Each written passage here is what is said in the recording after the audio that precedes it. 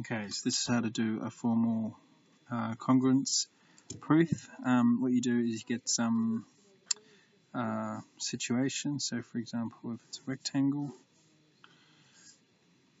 and you have to prove that this triangle is congruent to this triangle.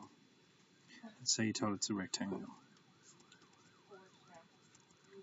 Well, we have to write 4 lines, last of which is the conclusion. So the conclusion has 3 lines in it. And so your conclusion is that triangle ABC is congruent to triangle ACD. And what's your reason? Basically, you've got to say 3 things that are equal to each other. So AC equals AC, and your reason is that that's common side. You need to say that AB equals DC. That's because they're opposite sides of a rectangle.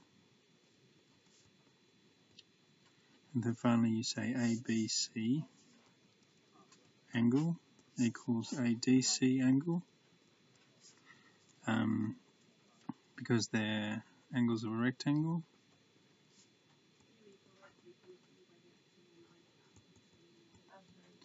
And what you do now is you tick off 4 options. If you use 3 sides, that's your reason, which it's not. We didn't use 3 sides. Alternatively, you use 2 sides and an angle. So 2 angles and a side. We didn't use 2 angles and a side, so it's not that. Third alternative is that we use 2 sides and the angle in between. We did use 2 sides. We used that one and that one, but we didn't use the angles in between.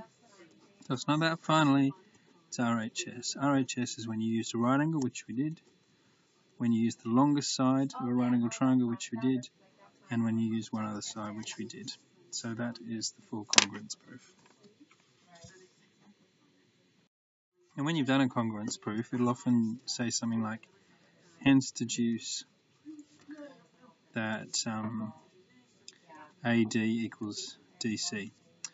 Well, having proven the congruence, you will have used 3 of the 6 angle and side options, and the deduction will be one of the ones that you didn't use.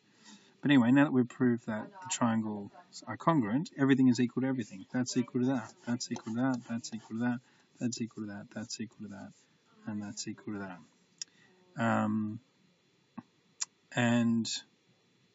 So all you have to say is triangle ABC is congruent to triangle ACD. Therefore, AD equals DC, and your reason is corresponding sides in congruent triangles.